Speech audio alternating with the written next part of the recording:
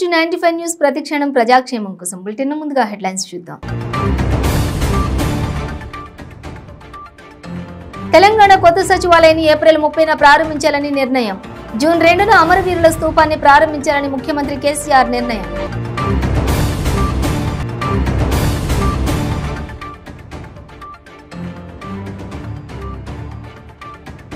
ఢిల్లీ జంతర్ మంతర్ దగ్గర ఎమ్మెల్సీ కవిత ధర్నా. మహిళా రిజర్వేషన్ బిల్లును పార్లమెంట్లో ఆమోదించాలని డిమాండ్.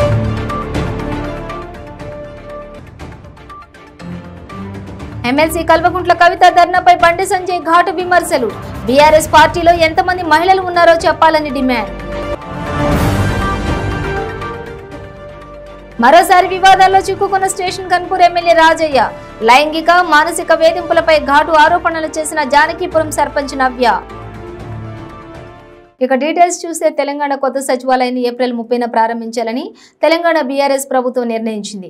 అలాగే ఏప్రిల్ 14న 120 అడుగుల ఎత్తున్న అంబేద్కర్ విగ్రహం, జూన్ 2న అమరవీరుల స్తూపాన్ని ప్రారంభించాలని నిర్ణయించింది. ఇవాళ కొత్త సచివాలయ పనులను తెలంగాణ సీఎం కేసీఆర్ పరిశీలించారు. పనులు చివరి దశకు రావడంపై ఆయన సంతృప్తి వ్యక్తం చేశారు. ఇన్నాళ్లు ఎన్నికలు కూడా అమల్లో ఉన్నందువల్ల సచివాలయాన్ని ప్రారంభించే అవకాశం లేకుండా పోయింది. ఇప్పుడు పనులు దాదాపుగా పూర్తి కావడంతో ఇక ఎప్పుడు ప్రారంభించడం మేలు అనేది దానిపై ఉదయం చర్చించిన కేసీఆర్ ఏప్రిల్ 30న సరైన తేదీ అని ఫైనలైజ్ చేశారు.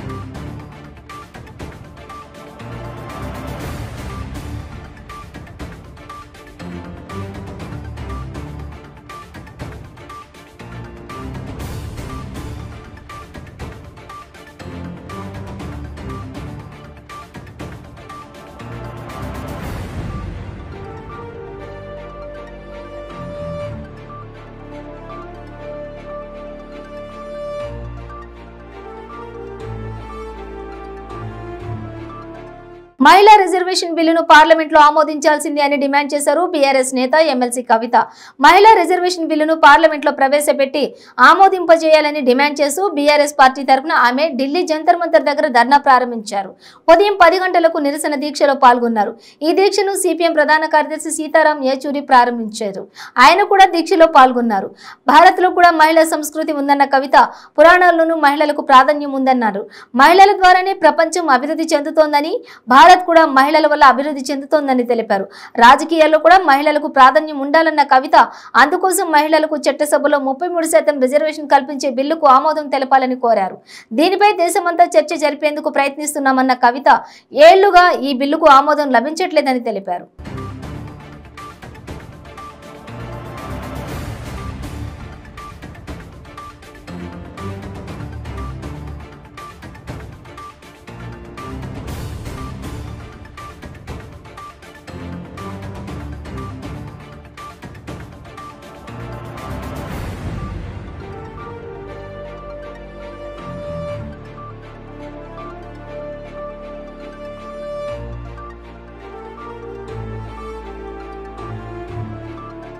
దేశ రాజధాని ఢిల్లీలో బీఆర్ఎస్ ఎమ్మెల్సీ కల్వకుంట్ల కవిత చేస్తున్న ధర్నాపై బీజేపీ తెలంగాణ అధ్యక్షులు బండి సంజయ్ కుమార్ ఘాటు విమర్శలు చేశారు. చట్టసభలో మహిళలకు 33% రిజర్వేషన్ కల్పించాలని డిమాండ్ చేయడంపై ఆయన కౌంటర్ అటాక్ చేశారు. బీఆర్ఎస్ పార్టీలో ఎంతమంది మహిళలు ఉన్నారో చెప్పాలని డిమాండ్ చేశారు. రాష్ట్రంలో బీఆర్ఎస్ పాలనలో మహిళల మాన ప్రాణాలకు రక్షణ లేకపోతే కవిత ఢిల్లీలో మహిళలకు రిజర్వేషన్ కోసం ధర్నా చేయడం విడ్డూరంగా ఉందన్నారు. అంతేకాదు, రాష్ట్రంలోని మహిళా సర్పంచులకు ఎమ్మెల్యేల దగ్గరే రక్షణ లేకుండా పోయిందన్నారు బండి సంజయ్. అలాంటి దాడుల్ని నిరసిస్తూ బీజేపీ దీక్ష చేపడుతున్నాం, కానీ ఇది కల్వకుంట్ల కవిత దీక్షకు పోటీ దీక్ష కాదన్నారు. ఇవాళ 4 లక్షల మందికి 3 లక్షల సొంత జాగులకు 3 లక్షల రూపాయలు ఇస్తున్నాడు. ప్రధానమంత్రి ఆవాస్ యోజన కింద నరేంద్ర మోడీ ప్రభుత్వం 2,40,000 మందికి ఇల్లు కట్టిమని చెప్పి పైసలు ఇస్తే పైసలు తీసుకుని దుర్వినియోగం. దేని వల్ల లాభత లేదు. పేదోళ్ళు యాత్ర చేస్తుంటే పేదలకు నిల్వ నీడలేదు. చలికాలం చచ్చిపోతున్నారు, ఎండాకాలం చచ్చిపోతున్నారు, వర్షాకాలం చచ్చిపోతున్నారు. పేదోళ్ళు కిరాయి కట్టలేని పరిస్థితి. ఉద్యోగాలు, ఉపాధులు, పిల్లల ఫీజు కట్టాలి, ఆరోగ్య సమస్య వస్తే హాస్పిటల్ ఫీజు కట్టలేము, కిరాయి కట్టలేని పరిస్థితి. వాళ్ళకి ఇల్లు కట్టి అంటే ఆయన 2,40,000 ఇష్టమైనట్టు ఆ డ్రెస్ లేదు. ఇవాళ మళ్ళీ ఏమంటే క్యాబినెట్ మీటింగ్ పెట్టి 4 లక్షల మందికి సొంత ఇల్లు 3 లక్షల రూపాయలు ఇస్తాడు. అయితే అలా నమ్ముతారు కదా. అది వేది 1,30,000 మందికి దళిత మంది 10 లక్షలు పడుతుంది. ఇప్పుడు ఏ కనిపిస్తాడు అన్నమాట. ఇక క్యాబినెట్ మీటింగ్ టీచర్లు చూడలేదు. మీ పిఆర్సీ గురించి మాట్లాడాలి, మీ 4 డిఏల గురించి మాట్లాడాలి, మీ ప్రమోషన్ గురించి మాట్లాడాలి, అసలు మీ గురించి మాట్లాడాలి. ఇప్పుడు ఓటేది ఇక నేను గట్టి ఏదో గట్టి గుర్తి ఓటేది ఇక టీఆర్ఎస్ పార్టీ వాళ్ళు కేసీఆర్ చూసుకుంటే పనులు కొట్టుకుంటే గట్టి గుర్తులు ఓటే.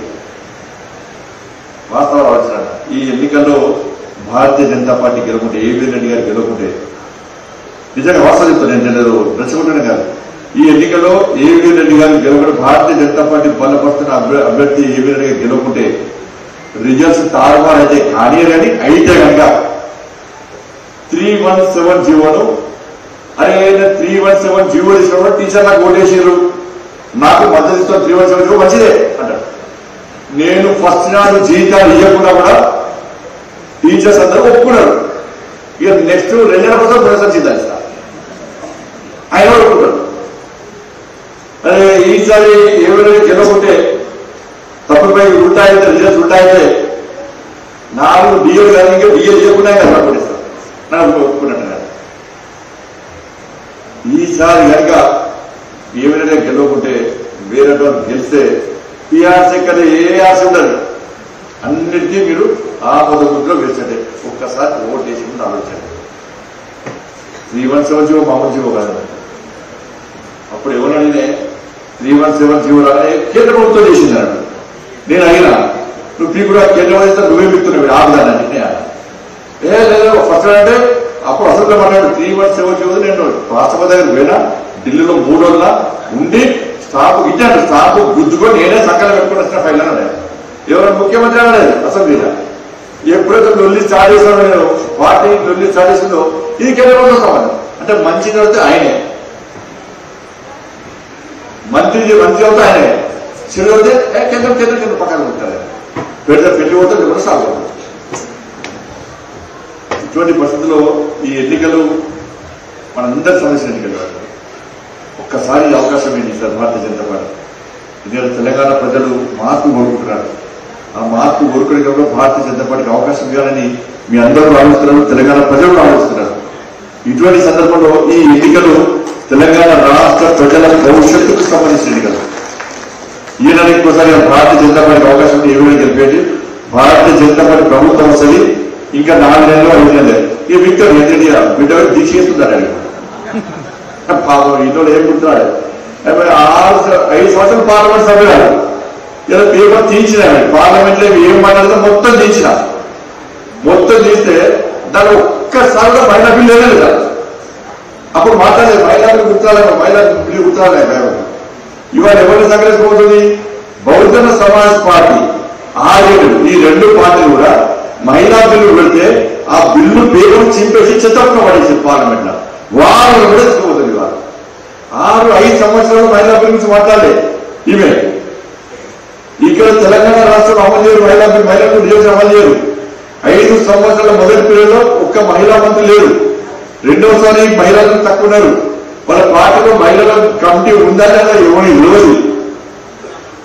మన తెలంగాణ రాష్ట్రంలో మహిళలు ఇబ్బంది పడుతుంది, బెల్ట్ షాప్ వాళ్ళు ఇబ్బంది పడుతుంది. దేశం అదేవిధంగా సారదారు దొంగ సారదారు వేస్తున్నారు. దొంగ సారదారు చేసే వ్యక్తి వచ్చి మహిళల గురించి మాట్లాడితే ఏ విధంగా ఒక్కడు వచ్చాడు. ఇటువంటి పరిస్థితుల్లో కేసీఆర్ కుటుంబం కోసం మాత్రమే ఇలా బతకాల్సిన పరిస్థితి తెలంగాణ రాష్ట్రంలో. ఇలా కేసీఆర్ కొడుకు అంటున్నాడు. ఎందుకంటే కేసీఆర్ కొడుకు పేరు తీయాలని నా మీద ఆడడం పిలికిమంద నా మీద కోర్టు ఆలోచించాడు. బండి సంజయ్ అనే వ్యక్తి కేసీఆర్ కొడుకు పేరు తీయొద్దు అని కోర్టు ఆలోచించి నాకు అందుకే అని పేరు ఇస్తున్నాను. అందుకే పెట్టిల్లు అని పెట్టాను. నేనే పెట్టాను. గెలితే ఊరుకున్నాను. నన్ను గెలుతాను ఒకటి ఎప్పుడు గెలుతాను. నన్ను గెలుపుతాడు ఇంట్లో కూర్చుంటాడు కాదు. నా పైసలు నాకు వ్యాపారాలు ఉంటే విచారణ చేసుకోండి. ఇప్పుడు కేసీఆర్ 18 మంది పెట్టిన విగ్రహాలు నా మీద 18 మంది ఇంటర్వ్యూ పెట్టిన మొత్తం ఇంటర్వ్యూ చూడే. ఇప్పుడు ఎక్కడ పడుతుంది బిడ్డను తిరుగుతున్నా అందరికి ఎక్కడ వెళ్తాను. ఇంకా ఇంటర్వ్యూ పెడితే ఏమైనా కాదు, ఏం లేదు, 0 చేసుకొని చెప్పినా నువ్వు ఏదంతా చేసుకోండి ఇష్టం. ఇలా కేసీఆర్ కొడుకంటుండే వాళ్ళ ఈడీలు ఇవన్నీ కూడా మోడీ సార్ నిలుస్తున్నట్టే ఒకటి ఆలోచించండి. ఆయన 6 పేర్లు చెప్పారు, 6 పేర్లు చెప్పిండు వాళ్ళ రాష్ట్రాలు వేరంటున్నారు. 6 పేర్లు చెప్పిండు వీళ్ళ మీద ఈడీ జాబ్ చేసినట్టే. కేసీఆర్ బిడ్డ మీద ఎంత మాత్రం కేసీఆర్ స్పందిస్తాడు. కేసీఆర్ కొడుకు స్పందిస్తాడు. కానీ ఇతర నాయకులు ఈడీ దాడి చేసినా, ఐడీ దాడి చేసినా, సిబిఐ దాడి చేసినా మాత్రం కేసీఆర్ బీఆర్ఎస్ నాయకుడు మాజీ డిప్యూటీ సీఎం మంత్రి ప్రస్తుతం స్టేషన్ గన్పూర్ ఎమ్మెల్యేగా ఉన్నటువంటి తాటికొండ రాజయ్య మరోసారి వివాదాల్లో చిక్కుకున్నారు. మంత్రి పదవి పోయిన తర్వాత నుంచి నియోజకవర్గంలో ఏదో విషయంలో విమర్శలు ఎదుర్కొంటూ వార్తల్లో నిలుస్తున్నారు. రాజయ్య రీసెంట్ గా ఓ లేడీ సర్పంచ్ పై మనసు పడ్డానంటూ మరో బీఆర్ఎస్ నాయకుడితో రాయబారం చేరవేయడంతో సదరు మహిళా సర్పంచ్ తన గోడును స్వయంగా సీఎం దృష్టికి తీసుకెళ్లాలని నిర్ణయించుకుంది. ఈ వార్త ఉమ్మడి వరంగల్ జిల్లా వ్యాప్తంగా సంచలనంగా మారింది. ఈ విషయంపై ఇప్పటి జానకీపురం సర్పంచ్ నవ్య మీడియా ముందుకొచ్చారు. తనను బీఆర్ఎస్ నాయకులు పెడుతున్న లైంగిక మానసిక వేధింపులపై ఘాటు ఆరోపణలు చేశారు. షాపింగ్ పేరుతో తనతో బయటకు వస్తే బంగారం, డబ్బుతో పాటు తన పిల్లల చదువులకు అయ్యేటటువంటి ఖర్చును కూడా తానే భరిస్తానంటూ ప్రలోభ పెడుతున్నారని, తనకే కాదు మండలంలోని మరికొందరు మహిళా ప్రజాప్రతినిధుల పట్ల కూడా ఇదే విధంగా వ్యవహరిస్తున్నారంటూ కన్నీరు పెట్టుకుంది సర్పంచ్ నవ్య. ఫీలింగ్ తో రాజకీయం చేసి నువ్వు వచ్చి కాళ్ళ మీద కాలేసుకొని మంచి వస్త్రాలు వేసుకొని వచ్చి బిల్డప్ ఇస్తే అక్కడ నీ ముఖం ఎవరు చూస్తారని నేను అడుగుతున్నా. ఈ రోజు నా ప్రశ్నకు నువ్వు సమాధానం చెప్పు. నువ్వు నీకు అర్థమైంది నువ్వెవరో, ఎవరిస్తారు నీకు హక్కు ఎవరిస్తారని అడుగుతున్నా. నువ్వు మంచి బట్టలు వేసుకొని వచ్చి నేను రాజకీయం చేస్తున్నా, నేను ఒక పెద్ద హోదాలు ఉన్నా అనుకొని వచ్చి మంచి ఇంట్లో కూర్చుంటావు. మరి నీకు దండం పెట్టేది ఎవరని నేను అడుగుతున్నా. నీ వెనకాల వచ్చేది ఎవరని అడుగుతున్నా. ఒక 10 మంది వస్తున్నారా నీ వెనకాల? ఒక 15 మంది, ఒక 5 మంది వస్తున్నారా నీ వెనకాల? ఎందుకు వస్తారు? నీ రాజకీయం కరెక్ట్ గా లేదు కాబట్టి, నీ బిహేవియర్ కరెక్ట్ గా లేదు కాబట్టి, నీ బుద్ధి కరెక్ట్ గా లేదు కాబట్టి, నీ సంస్కారం కరెక్ట్ గా లేదు కాబట్టి, నీ సభ్యత కరెక్ట్ గా లేదు కాబట్టి, నీ పెంపకం కరెక్ట్ గా లేదు కాబట్టి, నీ తల్లిదండ్రులు నిన్ను అట్లా పెంచలేదు కాబట్టి, నువ్వు కరెక్ట్ లేకుండా నీ తల్లిదండ్రులకే వస్తుంది, నీ కుటుంబానికే వస్తుంది. ఛీ, మీరు ఒక మనుషులు, మీరు ఒక బతుకులు అని నేను అడుగుతున్నా. మారండి అని అంటున్నా. ప్రభుత్వాన్ని, పార్టీని ఇబ్బందులు పెట్టి అనిశ్చితలకు గురి చేయకండి. మీలాంటి వాళ్ళ వల్లనే పార్టీలకు మచ్చలు వస్తున్నాయి, చెడ్డ పేర్లు వస్తున్నాయి, పార్టీల నుండి పక్కకు పోతున్నారు. మీలాంటి వాళ్ళ వల్ల పార్టీలకు చెడ్డ పేర్లు రావడం కంటే మీరు పార్టీలకు వెళ్ళి పక్కకి వెళ్ళిపోతే కదా, మీరు రాజీనామాలు చేస్తే కదా, మీరు ఇంట్లో కూర్చుంటే కదా చాతకాని దద్దమ్మలక అని ప్రశ్నిస్తున్నా. నాది చిన్న స్థాయి కాదు, నేను గ్రామ సర్పంచ్ని. ఒక వార్డ్ మెంబర్ది కూడా చిన్న స్థాయి కాదు. ఏ హోదాలో ఉన్న వాళ్ళది కూడా చిన్న స్థాయి లేదు. చిన్న స్థాయి నుండి పెద్ద స్థాయి వస్తుంది. కడప వైసీపీ ఎంపీ అవినాష్ రెడ్డి చుట్టూ వైఎస్ వివేకానంద రెడ్డి హత్య కేసు ఉచ్చు బిగుసుకుంటోంది. ఈ కేసులో తీవ్ర ఆరోపణలు ఎదుర్కొంటున్న కడప ఎంపీ వైఎస్ అవినాష్ రెడ్డి మరోసారి సిబిఐ విచారణకు హాజరయ్యారు. దీంతో ఏం జరుగుతుంది అనే ఉత్కంఠం నెలకొంది. హైదరాబాద్ లోని సిబిఐ కార్యాలయంలో ఆయన మూడోసారి విచారణకు హాజరవడంపై ఉత్కంఠత నెలకొంది. ఆయన్ను ఇప్పటికే 2 సార్లు సిబిఐ అధికారులు విచారించారు. తొలిసారి జనవరి 28న, రెండోసారి ఫిబ్రవరి 24న సిబిఐ అధికారులు ఆయన్ను ప్రశ్నించారు. 2 సార్లు సుదీర్ఘంగానే విచారణ జరిపినా ఆయన ఎలాంటి సమాధానాలు చెప్పలేదని తెలుస్తోంది. అందుకే మరోసారి విచారణ జరిపారు. అయితే విచారణలో భాగంగా సిబిఐ తనపై తీవ్రమైన చర్యలు తీసుకోకుండా ఆదేశించాలంటూ తెలంగాణ హైకోర్టులో అవినాష్ రెడ్డి పిటిషన్ దాఖలు చేసిన విషయం తెలిసారు. ఇక ఈ నేపథ్యంలో అరెస్టులు చేసే అవకాశం కూడా ఉంది అని ప్రశ్నలు వినిపిస్తున్నాయి.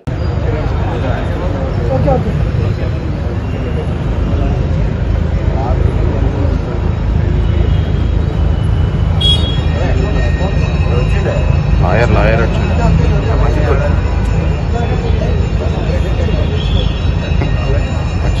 సరే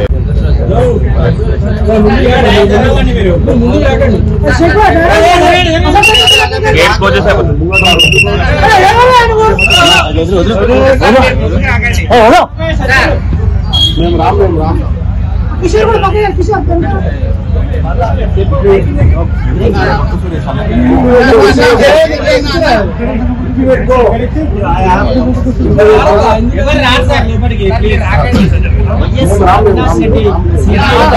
చేరుకున్నారు. ప్రస్తుతం మూడోసారి విచారణకు ఇచ్చినటువంటి నోటీస్ ప్రకారం అవినాష్ రెడ్డి విచారణకు హాజరయ్యారు. ప్రస్తుతం మనం చూడొచ్చు సిబిఐ కార్యాలయం వద్ద దృశ్యాలు.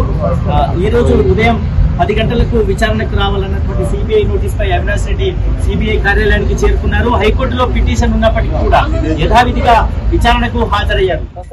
బులెటిన్ లో షార్ట్ బ్రేక్ తీసుకుందాం. క్యాన్సర్ క్యాన్సర్ క్యాన్సర్ ఎన్నో ప్రయత్నాలు చేసి ఇక క్యాన్సర్ తగ్గదు అనుకుంటున్నారా? ఒక్కసారి ఈ మెడిసిన్ 30 రోజుల కోర్సు వాడి ఫలితాన్ని చూడండి. GMP certified, AYUSH certified, government approval పొందినది. Breast cancer, liver cancer, ovarian cancer, cervical cancer, lung cancer, throat cancer, tongue cancer, mouth cancer, blood cancer, bone cancer, stomach cancer, colon cancer, skin cancer, rectum cancer, vagina cancer, kidney cancer, gall bladder cancer, pancreatic cancer, brain cancer, మొత్తం 24 రకాల cancer తగ్గుటకు, ఆరోగ్యకరమైన జీవితం పొందుటకు ఏకైక medicine వాడి cancer నుండి విముక్తి పొందండి. ప్రతిరోజు 1000 రూపాయలు సంపాదించే అవకాశం ఇప్పుడు మీకోసం. మహిళలకు, నిరుద్యోగ యువతులకు ఆర్థికంగా ఎదగాలని కష్టపడే తత్వం గల వారికి ఉపాధి అవకాశం. ప్రతిరోజు 1000 నుంచి 2000 సంపాదించుకునే అవకాశం పొందండి. మీరు కూడా ఆర్థికంగా ఎదగండి. అదెలాగో అనుకుంటున్నారా? రోటీ రైడర్ 10 నుంచి 20 సెకండ్లలో రోటీని తయారు చేసేస్తుంది. అంటే గంటకి 120 రోటీలు తయారవుతాయి. అదెలాగో ఈ వీడియోలో ఒక్కసారి చూద్దాం.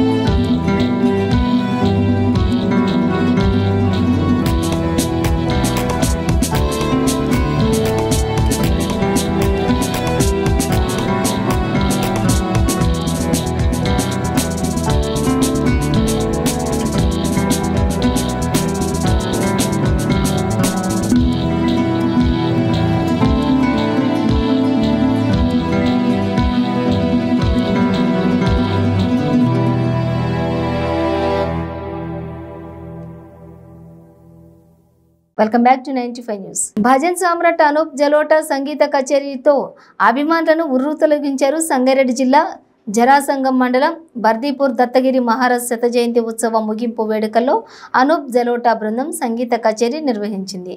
రంగుదే చునారియా, ఐసీ లాగి లగన్, రామునాము, ఆప్నా భజన్ గీతాలతో సంగీత కచేరీలో కళతాళ ధ్వనులతో మారుమోగాయి. ఇక భజన్ సామ్రాట్గా అంతర్జాతీయంగా పేరొందిన అనూప్ జలోటా భజన్ సంగీత్ తిలకించేందుకు ఉమ్మడి మెదక్ జిల్లాతో పాటు కర్ణాటక, మహారాష్ట్ర భజన్ సంగీత అభిమానులు భారీగా తరలివచ్చారు. ఇక దత్తగిరి మహారాజ్ శత జయంతి ఉత్సవాల ముగింపులో భజన్తో అభిమానులను సంగీతంతో మగ్ధుల్ని చేసిన అనూప్ జలోటా బృందానికి ఆశ్రమ పీఠాధిపతి అవధూత గిరి మహారాజ్, సిద్ధేశ్వర మహారాజ్ ఆధ్వర్యంలో ఘనంగా సత్కరించారు.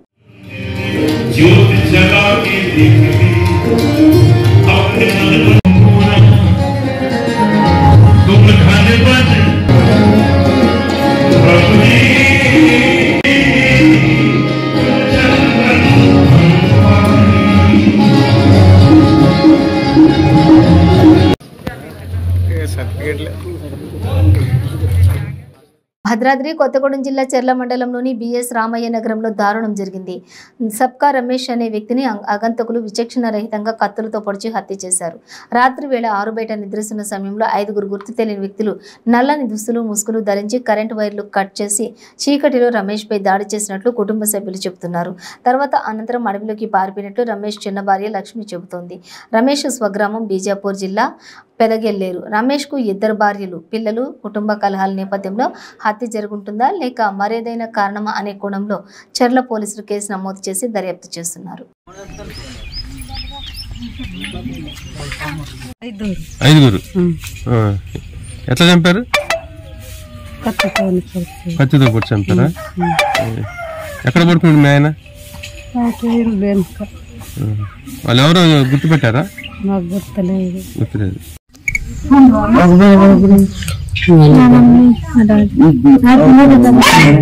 వాళ్ళిద్దరు అనుకుంటే నేను అనుకున్నా. ఒక ఆయన వచ్చి లైట్ వైర్ ఉన్నాయి కదా, వైర్కి మొత్తం తీసేసి బయట వచ్చి నేను కర్రతో కొట్టింది. 4 అయితే కత్తితో ఒక్కరు పట్టుకున్నారట, 3 కొట్టింది, ఒక్కరు వీడికి వస్తుంది వచ్చి వైర్ తీసింది. నాకు తెలియదు, మొత్తం కప్పుకున్నారు కదా కనబడుతుంది.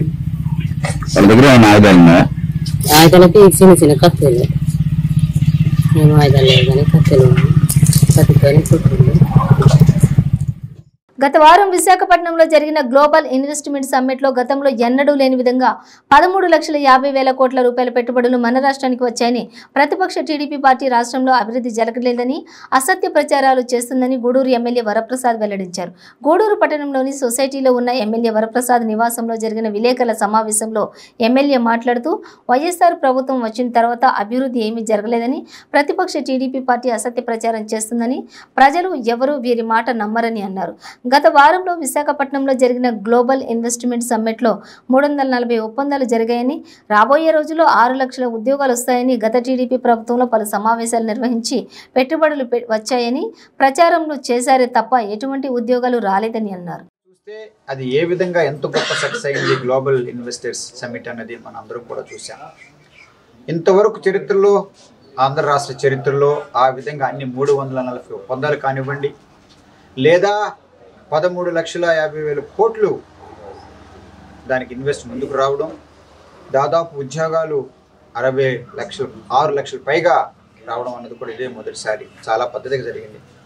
అది మాత్రం కాకోకుండా చంద్రబాబు గారు కూడా 14 నుంచి 19 వరకు ఇలాంటి గ్లోబల్ ఇన్వెస్టర్స్ సమ్మిట్ పెట్టారు. ఏ విధంగా పెట్టారు? బాగా ఖర్చు పెట్టి. ఇదట రాష్ట్ర అటవీ అభివృద్ధి శాఖ చైర్మన్ వంటేరు ప్రతాప్ రెడ్డి, ప్రభుత్వ విప్పు సునీతలు యాదాద్రి భువనగిరి జిల్లాకు కాళేశ్వరం నీళ్లను విడుదల చేశారు. సిద్దిపేట జిల్లా మర్కూక్ మండలంలోని దామరకుంట వద్ద గోదావరి జలాలను తుర్కపల్లి ప్రధాన కాల్వ క్రాస్ రెగ్యులేటర్ ద్వారా విడుదల చేశారు. ముఖ్యమంత్రి కేసీఆర్ ప్రతిష్టాత్మకంగా నిర్మించిన కాళేశ్వరం ప్రాజెక్టు ఫలాలు జిల్లాను సస్యామలం చేసుకుంటూ వస్తున్నాయి. ఇప్పటికే బస్వాపూర్ రిజర్వాయర్ ద్వారా యాదగిరిగుట్ట క్షేత్రాన్ని గోదావరి జలాలు చేరుకోగా, ఇక ఆలేరు నియోజకవర్గంలో భూములను తడిపేందుకు పరుగులు పెడుతూ వస్తున్నాయి. 2020 సంవత్సరంలోనే కొండపోచమ్మ సాగర్ నుంచి తుర్కపల్లి ప్రధాన కాలువ ద్వారా తుర్కపల్లి బొమ్మల రామారం మండలాలకు సాగునీరు మొదలగు తాజాగా మన్నెవారి తుర్కపల్లి ప్రధాన కాలువ సైతం సిద్ధమైంది. సిద్దిపేట జిల్లా మార్కూకు మండలం దామరకుంట రెగ్యులేటర్ వద్ద శుక్రవారం ఈ కాలువలోకి ప్రభుత్వ విప్పు గొంగిడి సునీత మహేందర్ రెడ్డి, అటవీ అభివృద్ధి శాఖ సంస్థ చైర్మన్ వంటేరు ప్రతాప్ రెడ్డి నీటి విడుదల చేశారు. దీని ద్వారా తుర్కపల్లి బొమ్మల రామారం మండలాల్లో 868 ఎకరాల ఆయకట్టుకు సాగునీరు అందనున్నది. 20 చెరువులను నింపనున్నారు.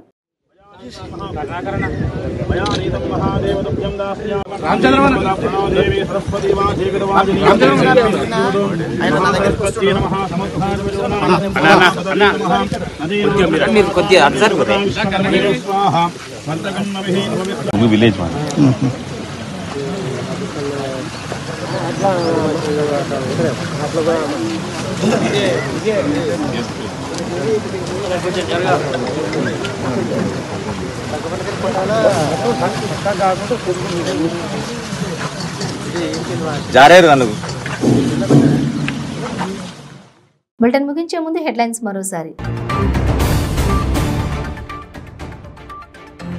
తెలంగాణ కొత్త సచివాలయాన్ని ఏప్రిల్ 30న ప్రారంభించాలని నిర్ణయం. జూన్ 2న అమరవీరుల స్తూపాన్ని ప్రారంభించాలని ముఖ్యమంత్రి కేసీఆర్ నిర్ణయం.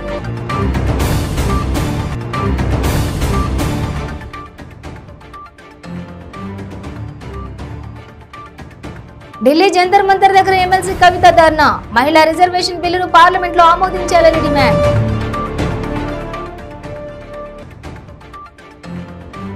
ఎమ్మెల్సీ కల్వకుంట్ల కవిత ధర్నాపై బండి సంజయ్ ఘాటు విమర్శలు. బీఆర్ఎస్ పార్టీలో ఎంతమంది మహిళలు ఉన్నారో చెప్పాలని డిమాండ్. మరోసారి వివాదాల్లో చిక్కుకున్న స్టేషన్ కన్పూర్ ఎమ్మెల్యే రాజయ్య. లైంగిక మానసిక వేధింపులపై ఘాటు ఆరోపణలు చేసిన జానకీపురం సర్పంచ్ నవ్య. ఇవి బులెటిన్ డీటెయిల్స్. చూస్తూనే ఉండండి 95 న్యూస్.